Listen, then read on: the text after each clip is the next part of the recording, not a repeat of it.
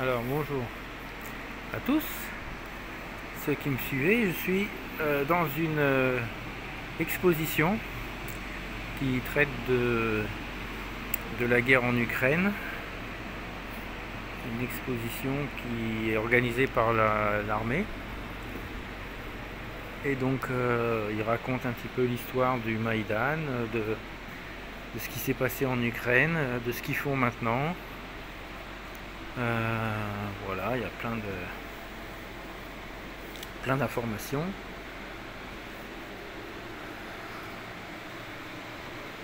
Alors c'est assez intéressant de voir. C'est juste à côté de la gare, en plein centre-ville. Alors bon, bah, c'est sûr que c'est un peu propagandiste, mais bon, c'est quand même mieux d'en parler, de dire ce qu'on fait, que de garder ça dans le secret. Et puis c'est un point de vue, il faut le montrer. En plus, je lis les trucs, c'est quand même assez juste. Ils utilisent des sources ouvertes pour dire ce qui s'est passé. L'argent qui a été investi, par qui, pour faire le Maïdan, l'état des lieux quand ils sont libérés, quand les villes sont libérées.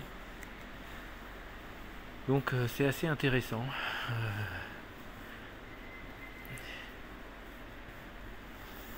C'est bien foutu. Pour le coup, on peut pas le dire. Mais au moins, ils laissent pas dans le flou en disant bah on fait des trucs genre mais personne ne sait pourquoi. Au fait, bah là tu peux venir t'informer. Voilà, bonne journée à vous. Et puis comme disent certains, courage, on les aura. Alors là, je vous fais un petit récapitulatif de ce que j'ai vu. Donc après l'exposition, il y a un stand, plutôt un bâtiment complet rempli d'armes de la Deuxième Guerre mondiale. Et puis qui fait le tour un petit peu des entreprises à Perm qui sont dans l'armement ou qui tournent autour de l'armement. Donc il y a une forte activité au niveau des fabrications de canons. Tout ça, c'est des armements là qu'on voit qui ont participé à la Deuxième Guerre mondiale. Il y a eu les fameux moteurs d'avion qui continuent maintenant avec les moteurs modernes à réaction, les carburateurs. Et après, il y a aussi un gros passage sur la réparation des bateaux, puisqu'il y a un port à Perm. Donc on fabriquait, on réparait des petits bateaux de patrouille.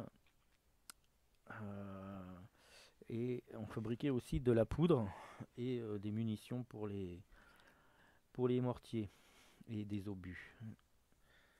Donc toute cette activité est toujours fonctionne toujours. Ce sont des entreprises qui existent toujours à Perm.